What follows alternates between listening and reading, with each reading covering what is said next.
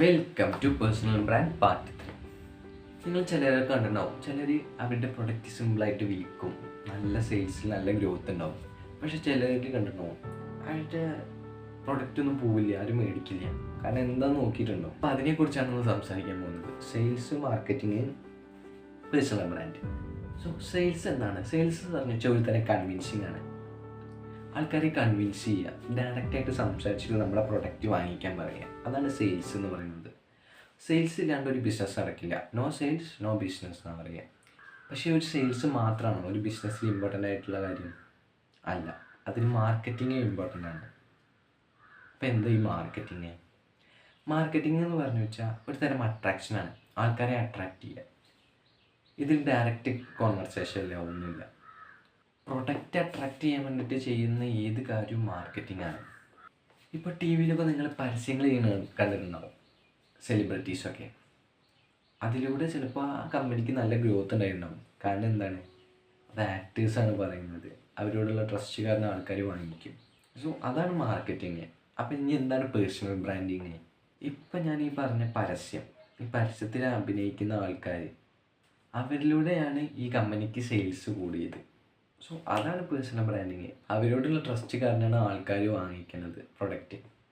നമ്മളെ തന്നെ സെല്ല് ചെയ്യുകയാണ് പേഴ്സണൽ ബ്രാൻഡിലൂടെ. അപ്പോൾ അവർ പറയുകൊണ്ട് ആൾക്കാർ വാങ്ങിച്ചു. അപ്പോൾ അവരുടെ സ്റ്റോറി, അവർ വന്ന ലെവല്, ഇതൊക്കെ അറിയാവുന്നത് കൊണ്ടാണ് ആൾക്കാരത് വാങ്ങിക്കുന്നത്. അതേപോലെ തന്നെയാണ് നമ്മുടെ സെയിലും. നമ്മളെ ഇൻഫ്ലുവൻസ് ചെയ്യണം. ഈ പേഴ്സണൽ ബ്രാൻഡിങ്ങിൻ്റെ ഒരു ഉദാഹരണം തന്നെ പറഞ്ഞുതരാം. ഇപ്പം ഞാൻ എൻ്റെ ഫ്രണ്ടും മാർക്കറ്റിൽ പോയി, സൂപ്പർ മാർക്കറ്റിൽ പോയി. അവിടെ കുറേ ബ്രാൻഡുകളുണ്ട്. ഞാൻ 10 വർഷമായിട്ട് ഒരു ബ്രാൻഡ് മേടിക്കുന്നുണ്ട്, അവൻ 10 വർഷമായിട്ട് വേറെ ബ്രാൻഡ് മേടിക്കുന്നുണ്ട്. അപ്പോൾ അന്ന് പോയപ്പോൾ അവൻ പറഞ്ഞു, ഞാൻ ഈ ബ്രാൻഡ് എടുക്കാൻ നോക്കിയപ്പോൾ അവൻ പറഞ്ഞു, എടാ ആ ബ്രാൻഡ് എടുക്കണ്ട, ഞാൻ ഉപയോഗിക്കുന്ന ബ്രാൻഡ് എടുത്തത് അത് സൂപ്പറാന്ന് പറഞ്ഞു. പക്ഷേ എനിക്കത് അക്സെപ്റ്റ് ചെയ്യാൻ പറ്റില്ല. കാരണം ഞാൻ ഈ 15 വർഷമായിട്ട് ഈ ബ്രാൻഡാണ് ഉപയോഗിക്കുന്നത്. അപ്പോൾ ഞാൻ പറഞ്ഞു, വേണ്ട, ഞാൻ ഈ ബ്രാൻഡ് ഉപയോഗിച്ചുകൊണ്ടെന്ന് ഞാൻ പറയും. പക്ഷെ അവിടെ ഒരു ഇൻഫ്ലുവൻസിങ് നടക്കുന്നുണ്ട്. അവൻ എന്നെക്കൊണ്ട് ആ ബ്രാൻഡ് വാങ്ങിക്കാൻ നോക്കുന്നുണ്ട്. സോ അതാണ് പേഴ്സണൽ ബ്രാൻഡിങ്. ഒരു ഇൻഫ്ലുവൻസിങ് ആണ് ഈ പേഴ്സണൽ ബ്രാൻഡിങ്.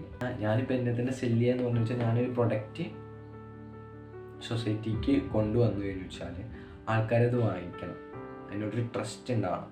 അങ്ങനെയാണ് പേഴ്സണൽ ബ്രാൻഡിങ് ബിൽഡ് ചെയ്യുക. ആൾക്കാർ ആ ട്രസ്റ്റിലൂടെ ബാക്കിയുള്ളവരെയും കൂടി ഇൻഫ്ലുവൻസ് ചെയ്യും. എടാ ഈ പ്രൊഡക്റ്റ് നല്ലതാണ്, ഇത് ഇവൻ്റെ പ്രൊഡക്റ്റാണ്. സോ അങ്ങനെയാണ് ഒരു പേഴ്സണൽ ബ്രാൻഡിങ് ബിൽഡ് ചെയ്യുക. നമുക്കൊരു ബാക്ക് സ്റ്റോറി വേണം.